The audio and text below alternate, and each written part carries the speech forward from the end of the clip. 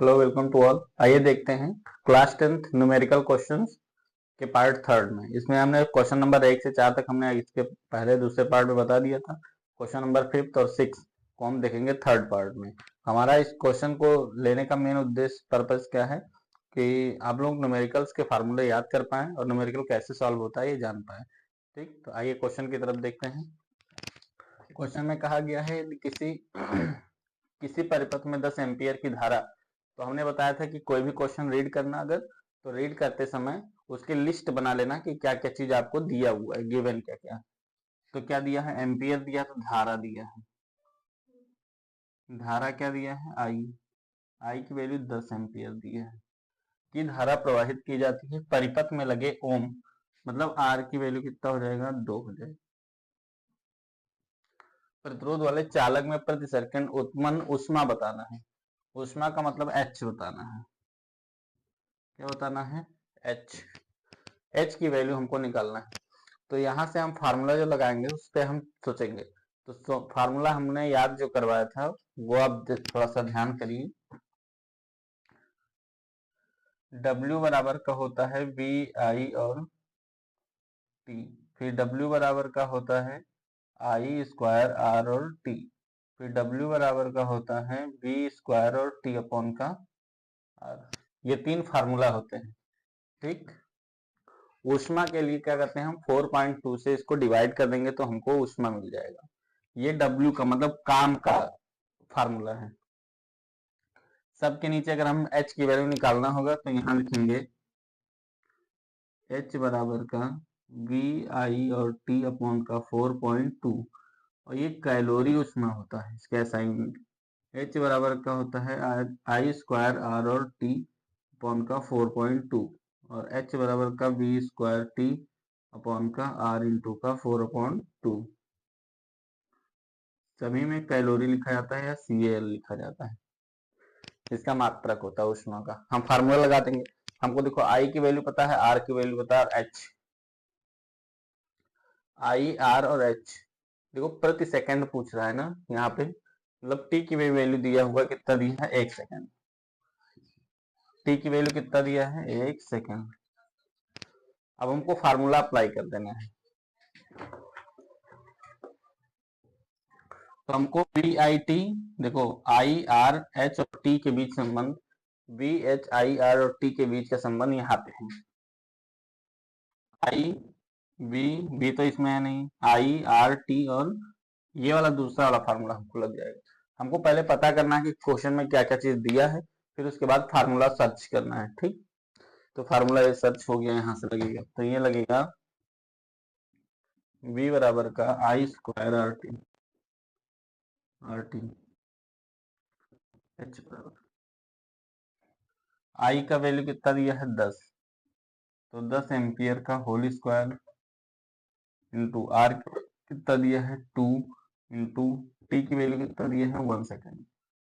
10 10 का कितना हो जाएगा, 100 इंटू का 2। समझ में आया?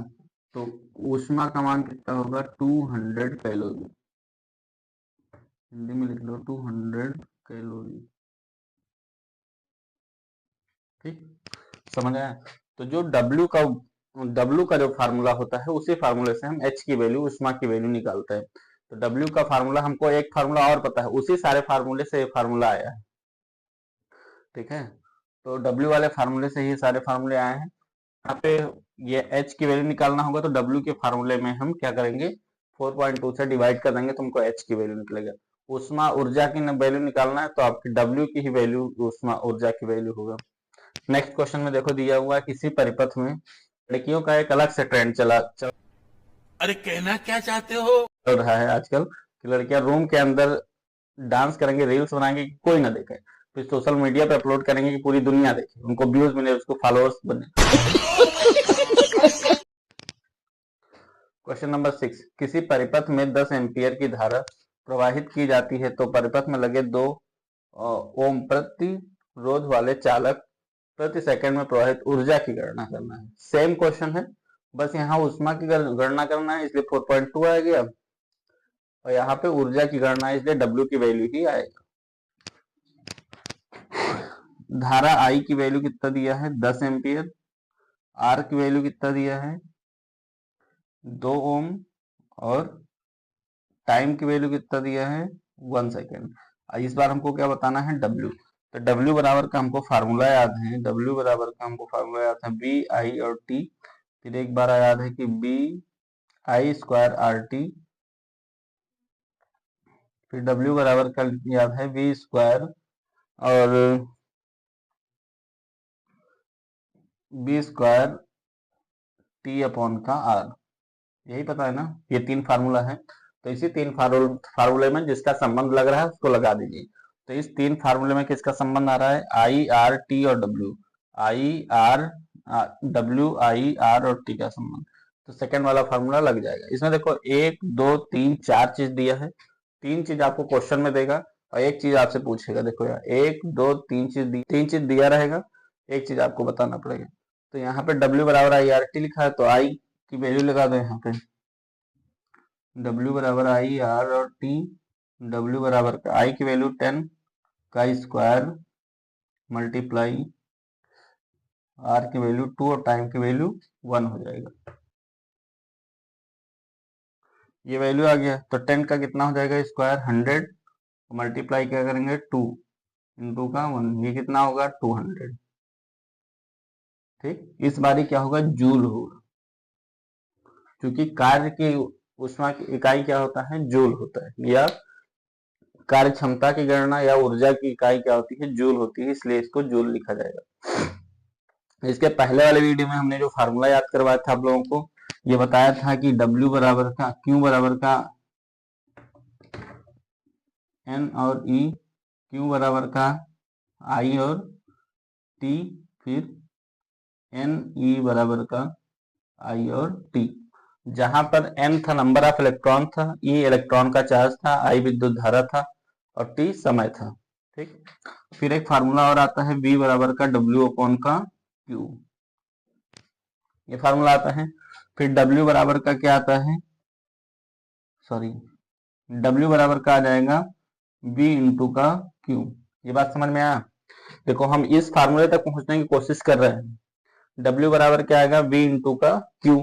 अब Q की वैल्यू हम यहाँ रख सकते हैं, तो रख दीजिए। तो W बराबर का V इंटू का Q, W बराबर का Q की जगह पे हम क्या लिख सकते हैं I और T, तो V इंटू आई इंटू का T। देखो ये पहला फार्मूला है, W की वैल्यू में है, तो ये फार्मूला पता चल गया। क्या लिख सकते हैं N और E लिख सकते हैं, नंबर ऑफ इलेक्ट्रॉन और चार्ज ऑफ इलेक्ट्रॉन। तो V तो हम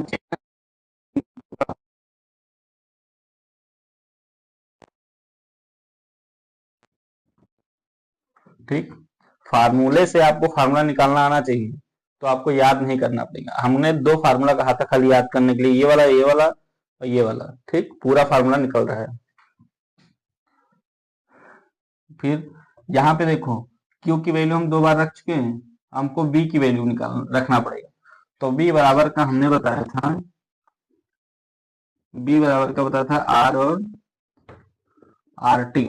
B बराबर का क्या था RT, RI था सॉरी, ये ओम्स लॉ था। ओम्स ने बताया था कि अगर हम किसी भी परिपथ में प्रतिरोध को फिक्स रखेंगे, कोई चेंज नहीं करेंगे, तो धारा और जो विभवांतर का वैल्यू होगा एक दूसरे का समानुपाती होगा।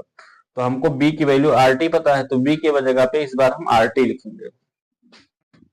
ठीक, तो W बराबर का B की जगह पे हम लिखा RI और इंटू का Q के जगह पे हम Q की वैल्यू अगर रख दें तो ये हो जाएगा W बराबर का RI इंटू आई इंटू का T जाएगा।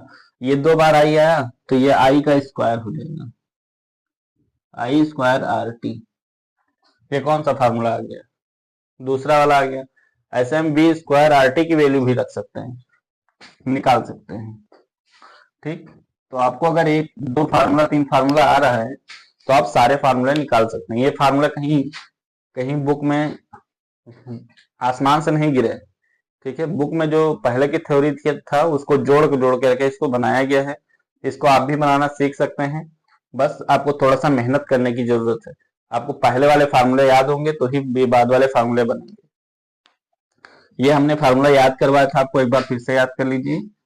Q बराबर का NE, Q बराबर का IT, फिर V बराबर का W अपॉन Q, V बराबर का IR, और R टोटल बराबर का 1 अपॉन R टोटल बराबर का 1 upon R plus 1 upon R2 plus 1 upon का R3 डॉट डॉट, फिर R टोटल बराबर का R1 plus R2 plus R3 फिर डॉट डॉट। अब ये आपको कमेंट बॉक्स में बताना है कि ये समांतर श्रेणी का है, कि ये समांतर क्रम का है कि श्रेणी क्रम का है। दोनों में बताना है कि कौन सा समांतर का है, कौन सा श्रेणी क्रम का फार्मूला है। इतना फार्मूला अगर याद रखेंगे तो आपको सारे क्वेश्चंस लग जाएंगे। एक W बराबर का और याद कर लीजिए, W बराबर कौन का Q। हालांकि इसका कोई मतलब नहीं है, इसी फार्मूले से हम ट्रांसपोर्ट करके क्वेश्चन को ला सकते हैं। समझ में आया? आई होप कि ये बात आपको समझ में आया होगा। ये फार्मूला कहाँ से निकलेगा? आपके फार्मूले से ही फार्मूला निकलेगा। ठीक है, ये अगर याद करना चाह रहे हैं तो याद कर लीजिए, अच्छा है। अगर बाय चांस इसको भूल गए तो ये 3-4 फार्मूला आप याद रखिएगा, सारे फार्मूले आपको मिल जाएंगे। ठीक है, अब ये फार्मूले वाले सारे टॉपिक्स खत्म हो गए हैं, इसके न्यूमेरिकल्स हम देखेंगे अगले वीडियो से। Thank you class.